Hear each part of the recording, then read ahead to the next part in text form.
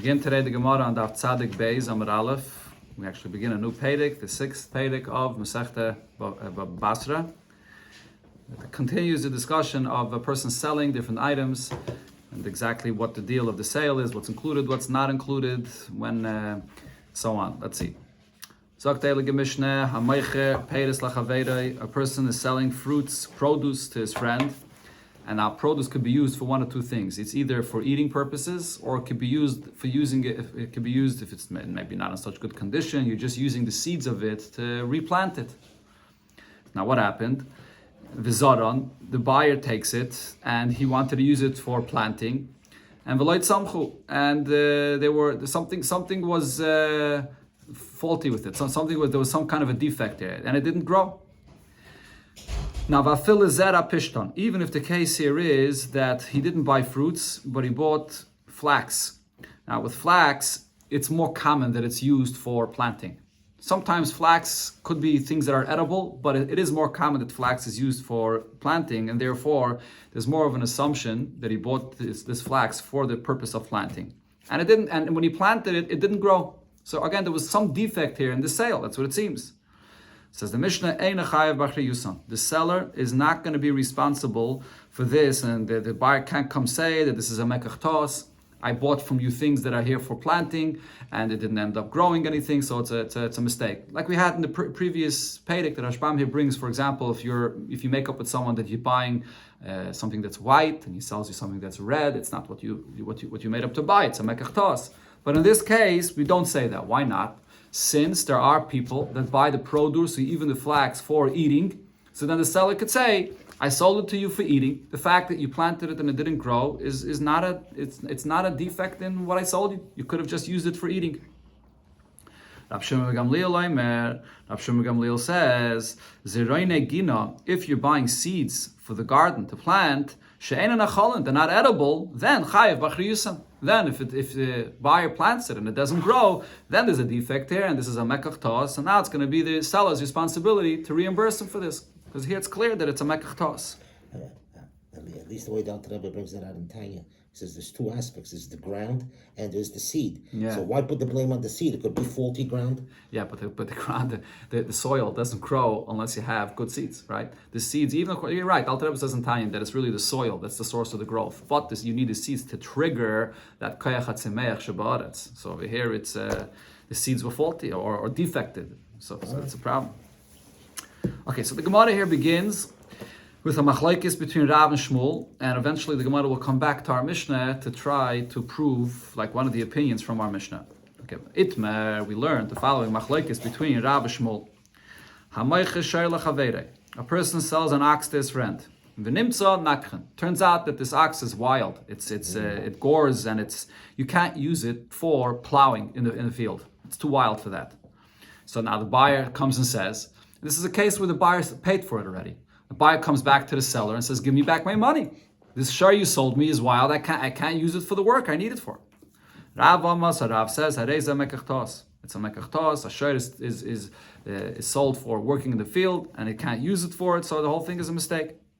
Shmuel says, no, the seller could say, of course it's wild, but it's not made to plow and do work in the field. I sold it to you to shacht and for the meat. And for that, it's a big fat ox. It's perfectly fine to use.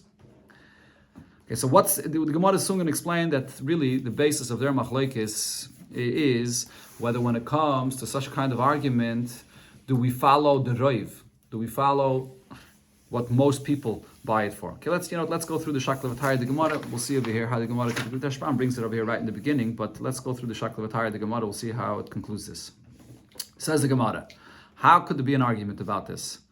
The Bacher adds in one word, Amai, why would we say this? V'lechsi, let's see, igavre de zovel l'nachsase, if it's a butcher. You know that the person you're selling to is a butcher. So if he's buying it to shecht, so then we know that it's for shechting. But if this person is not a butcher, he owns a big field and you know that he's buying it to use for plowing, so then l'radya, you know it's for plowing. So it's very simple to see by what this person's profession is, what he bought it for, whether the buyer has a taina or not. Why? How could there be an argument between Rav and Shmuel about this? And says the Gemara, the case that they're arguing is begavre dezavin lahachi lahachi. This is a person that can buy it for either one. He has a butcher shop. It could be he wants to shecht it. On the other hand, it could be he wants to use it for plowing. So it's not, you can't look at what this person is doing. But there's something else you can look at. Why don't you look at the price that he paid for it? Usually, if you buy an ox that's a good and a strong ox that's not wild, that's able to do work in a field, is much more valuable. You probably pay double the price for such an ox than an ox that's just used for shchita, for meat, which you can't do any work with it. It's half the price. So why don't you look at the price that was paid here? Rashbamir and Taisvis discussed barichas that we had before in the Gemara that there are cases that you can't look at the price of the money. Here the Gemara says you could look at the price of the money. So the Rashbam explains earlier in the Gemara, it was talking about in a situation where the terminology that was used in the sale, it's not clear, b'chlal, what that terminology is referring to. The Gemara before was discussing when you sell animals together with the yoke on the animal, and the terminology that's used is not clear. So in such a case, when the terminology is not clear, over there, you can't prove it from the money. That's what the Gemara said before. But that's not the situation here. Here we're talking about, he's telling him, I'm selling you an ox, and this is a person that uses it, or could potentially use it, whether for shechting or for doing work in his field. So you can look at the money, and the money will determine what it is that he bought it for. Says the Gemara, in this case, the money is not going to say anything. The case here is that the price of meat went up, and therefore to buy this ox, even just for shechting, it's the same price as buying an ox for plowing. So you can't prove anything from that. Says the Gemara, wait a minute, if that's the case, so then l'may nafka. What's the argument there? Why is the buyer coming back to the seller and saying, give me back money? What do you mean give me back money? The money that you paid, it's the same price, whether you bought it for plowing, whether you bought it for shechting. Anyways, it's the same price. So why does he want to be reimbursed over here? Because you got a share that you can't use for plowing. So you can use it for shechting, and it's the same value. It's the same price anyways. And says the Gemara, no, there is a difference here. What's the buyer's taina? The buyer is saying, nafgeminu letircha. What's bothering him is that now he has all this exertion. Now he has to go and he has to shecht it, and then he has to find buyers to buy the meat and so on. That's not what he was planning. He was planning on using it to plow for work in his field where he doesn't have to go through this whole hassle of selling the meat. So he tells the seller that I'm not interested in this sale here. It's a mekach tos. This is not what I was interested in buying, to go through this whole hassle of selling all this meat. That's what the argument is about. But the Gemara still has another question on this. Hey Chidami, what are we talking about? If the seller doesn't have any way to reimburse him, so in other words, the buyer paid the seller, and the seller doesn't have that money anymore. So when he comes to the seller and he asks him, reimburse me, the seller says, sorry, I have nothing to pay you. If that's the case, so then still there should be no argument there, because le'akiv ture bezuze. Let the seller take his reimbursement from the buyer by taking just this animal itself, keeping this animal itself. Why? Because the Amri Inshi, people say, min marer ashvasach, the saying that people say is, if there's someone that owes you money, pare yefra, even from cheap and very low quality that you can get from your balchayv, take whatever you can. If there's someone that owes you money and you see that he's not paying you, if you can get your hands on any of thing that he owns that's valuable, take it, because you don't know when he's going to pay you. So here as well, if the seller anyways doesn't have any money and now you're holding on to the animal, at least keep the animal. You're ready to give up the animal and you ask him to reimburse you. You don't know when he's going to ever pay you. He doesn't have any money. Just hold on to the animal, and it's the same value. It's going to be an exertion for you, a tircha, to sell the meat and so on, but at least you'll have something. Says the Gemara, so leit tzricha, the case over here is, why is he demanding payment from the seller? Because the seller has money. So therefore he wants him to pay. He wants it, here, take back your ox, you take care of it and shecht it and do whatever you want with it and give me back my money. That's the case here. So now here, after all of this, the Gemara comes to explain, so what is now the basis of the argument if we accept the taina of the lekeach or we accept the taina of the meicher? Says the Gemara, Rav Amar, so Rav says, Hareza mekach tos, and in such a case, we listen to what the buyer is saying, and this is a mekach tos, and the reason is, Basarubas linon, because we follow the majority. Majority of people, when they buy an ox, they're buying it for plowing the field. If you're looking to buy an animal for meat, it's usually a poda, a cow, that doesn't have that same energy to plow in a field. That's the animal that's used for shechting. But when you're buying an ox, a strong ox, that's made for plowing. Most people buy this for plowing. So we follow Rav. So even though the seller may be saying over here, that the deal of this sale was not according to the majority. The deal of this sale was that I'm selling it to you for shechting. And the buyer is saying, no, we're following the Rav. The deal of the sale was according to what most people would be buying such an ox. Says Rav, even though the buyer can't really prove that conclusively, but Rav is enough of a proof for it. Rav is, we follow the Rav in order to allow the lekeach to be mitzi mami, to take money out of the possession of the meicher just by this fact of Rav. That's Rav's opinion. Now, and the Gemara concludes and explains, most people sell for plowing. Shmuel Amalach, however, Shmuel responds to that and says, no, kiyos li'anam basaruba. When do we follow this halacha of Rav bi isura? That's when it comes to any halacha of Isser. The pasuk that you learn out Rav from Achirab Lahatis, that's only applied by Isser. What does it mean by Isser? So there's the famous example that the Rashbami brings when you have meat that was found in the street and you're not sure if it came from the kosher stores, kosher butcher shops, or it came from the non-kosher ones. So if it's a city that has 9 kosher stores and 1 non-kosher store, so you follow the Rav to say that the meat is kosher. Over there you follow Rav. However, Shmuel says when it comes to money matters, we don't follow Rav. Why not? So the Rashbam explains that when it comes to money matters, there's a klal called Hamaitzi Mechaverei Olavaraya. The one that has the money in his possession, he has the upper hand. There's a cheskas mammon. The chazaka that you have over money is stronger than Rav. The only way you can take money out of a person's possession is when you have a real raya, which is usually only with Eidim. Eidim is an absolute raya, it's conclusive, we know for a fact that this is what happened. Rav, though, is a certain din that the Torah says, but it's not conclusive, it's not 100%. So Rav is a din that the Torah says applies by Yisurim, but when it comes to money matters, Rav is not strong enough to be Maitzi Mamin. That's why Shmuel says that we don't follow Rav regarding Dinei Maminis. Okay, so that's a machlekes. Here the Gemara brings a siman for the different rayas that the Gemara brings and asks on this machlekes. Siman is Isha, Ve'eved, Shoirin, Upedis. So Meisvei, first the Gemara asks from the Mishnah in Ksubis. The Mishnah there says as follows: Isha shenes almanosh and his garsha, a woman that her husband died and she's an almana, or her husband divorced her. And now there's an argument between them. Now the halacha, before we see the argument, the halacha regarding the ksuba is that a woman that gets married as a basula gets a ksuba of 200 zuz. And a woman that gets married as an almana gets a ksuba half that amount, only a ksuba of 100. And now the argument between them is that Vihiyah Meres, she says, Basula Nisasani, I got married to you as a Basula, first marriage. And the husband says, in the case where the husband's still alive, when he divorced her, or in a case where the husband died, it's the children that are saying this. Like, no, that's not what happened. I married you a second marriage, you were an almana. So you only deserve half of that amount for the ksuba.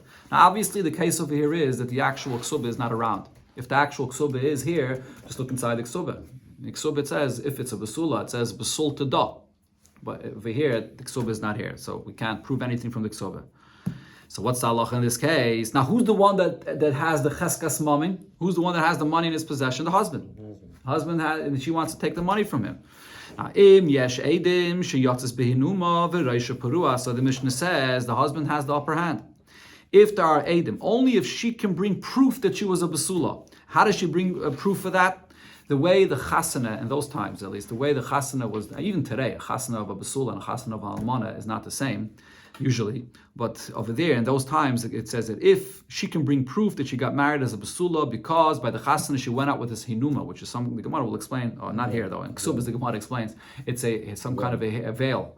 And the V'roisha Parua, and her hair was uncovered, that's a sign that she was a psula when she got married. Then Ksubasa Masayim. Then she'll get a ksuba of 200. But without that, if she has no edim, so then the husband has the upper hand, as the Gemara explains here. Why will she be able to get 200 as she claims that she's a psula only because she brought edim? Then she could be mitzi mamayin, she can take the money out of the husband now. However, she has no edim, she will not be able to get her full amount of a ksuba of a psula. So the question on this is, according to Rav, why not? Why shouldn't she be able to get the full ksuba?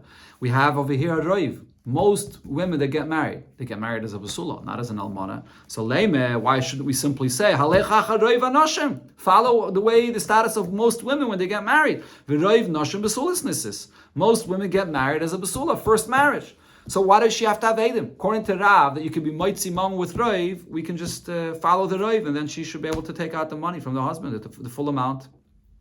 Last explanation brought out the fact that if you send her away because you accuse her of the fact that she's not a basula, she has to bring back proof. If she brings back proof and she says, I was a basula, then the husband is not allowed to send her away. He has to keep her forever. Okay, I hear the question. Okay, 1 second. Let me just add to what the Gemara says here. In the simple pshat of the Gemara, it's asking a question only on Rav, that says that you follow Rav. But many Rishonim say that this is a question not only on Rav. It's really a question on Shmuel as well, because in this case, there's actually something else that's supporting the Rav. Over here, there's what's called Cheskas Haguf. She's born as a Basula. And if at this case, there's an argument what her status was when she got married, whether she was an Almana or a Basula, the Cheskas Haguf, that since from birth she is a Basula, tells us that let's assume that she was a Basula at that time. The husband is making a claim that's different than what her status was from birth, that something changed. So there's a Rav and a Cheskas Haguf, so that even according to Shmuel, he would agree that you could be Maitzi Mama. So it's really a question on both, Rav and Shmuel. That's what some Rishonim say. Ashar could be born in Nachman? Eshoyer. So over there, there's also L'chayra Cheskas Haguf. That's a very good question. And Chanami, by that, over there, it's a discussion in the Rishonim. The Rishonim asked that question. I don't remember what the answer is. And there's a famous Chef Shmaitza, the K'tzais, he wrote a sefer, Chef Shmaitza, in his youth. He discusses that question as well. And he actually comes to the conclusion that even Raiv together with Cheskas Haguf, according to Shmuel, you can't be Maitzi Mammon. And his raya is from that case that you just mentioned, and from other cases as well. So the Gemara answers, Omer Ravine, says Ravine, Mishum de'ikkel meimar, here there's something else. Even though it's true, there's a Raiv women get married as a Basula, but over here though there's something else. Raiv Nashim Basula is Nisais, it's true, Raiv women get married as a Basula, Umiyat Almanis, and only a minority are getting married as second marriages as an Almana. But the Chala Nisas Basula, anytime a woman gets married as a Basula, Yesh Lakail. Everybody knows about this. If it's a first marriage, then there were invitations, and this was a whole to do. And so this is something that should be a kail about this. But in Vizu, in this case, it's very strange. She's getting divorced, or her husband died. Now, there's no rumor about any celebration of her wedding. Since there's no kail about her getting married as a Basula, Isra la Ruba. So then this is a big question mark on the whole concept of Roiver, that she probably got married as a Basula. So therefore, she won't be able to get her full ksuba unless she could prove it, unless she could bring Aiden for that. But Gemara asks on this, wait a minute, if that's the case, if you're going to say, this is Basula, Yeshla Kail, if the fact is that every single Basula, without exception, when you get married, a first marriage, there's always going to be a big to-do about this, and there's always going to be a rumor about this, and even later on, people will remember this. So if so, how could even Eidim help to tell us that she got married as a Basula? If nobody remembers this wedding, there's no kail about this, doesn't that mean that Sadi Shakrininu? This must be Eidim that are lying. She must have paid them off, and they must be lying about this. You just said that kol, this is always the case. So therefore the Gemara amends the answer. Ella says the Gemara, not all. In majority of cases, when she gets married as a Basula, there's a kail about this. There is no exceptions. There are cases where, for whatever reason, maybe it was COVID or whatever it is, that a Basula got married and it was a very small wedding and there was no kail about it. There could be exceptions.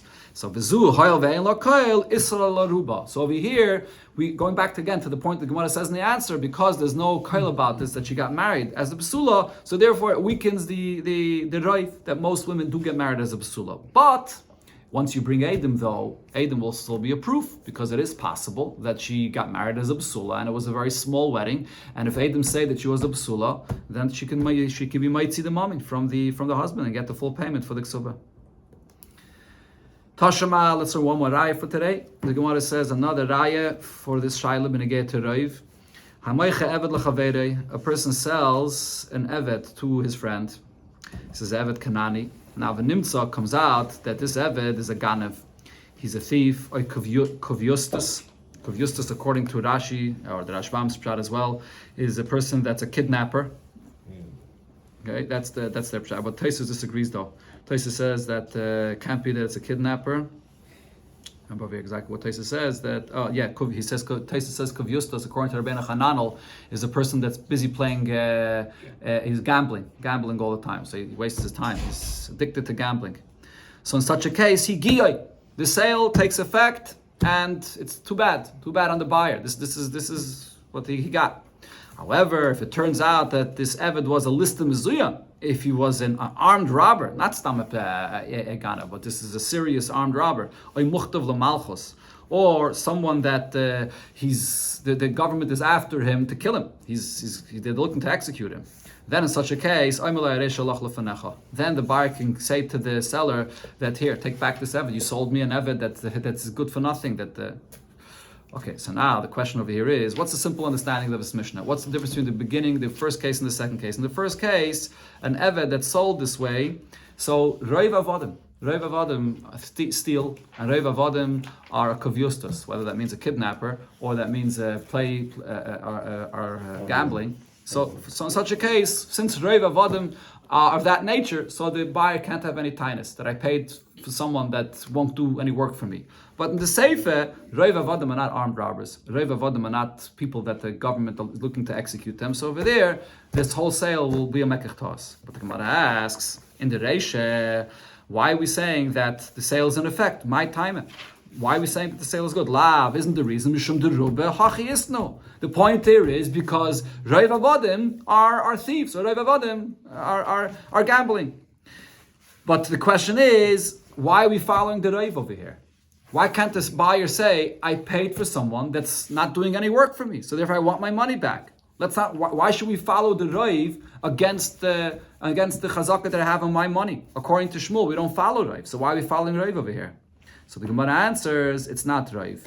Loi, it's not Roiv. Kulu hachiyisno. It's not, we're not following Roiv. This is all, we say all Avodim are this way. If you're buying an Eved Kanani, you can expect he's going to work for you, but he's going to be a ganav, and you have to be careful with him. Or he's going to be gambling, or Rashi even says a kidnapper. So you have to be careful with them. So this is not Roiv, this is Kol, and therefore in such a case, the sale will be in effect. And the Lakeach can't have any tinus in this case. So there's no question on Shmuel from here.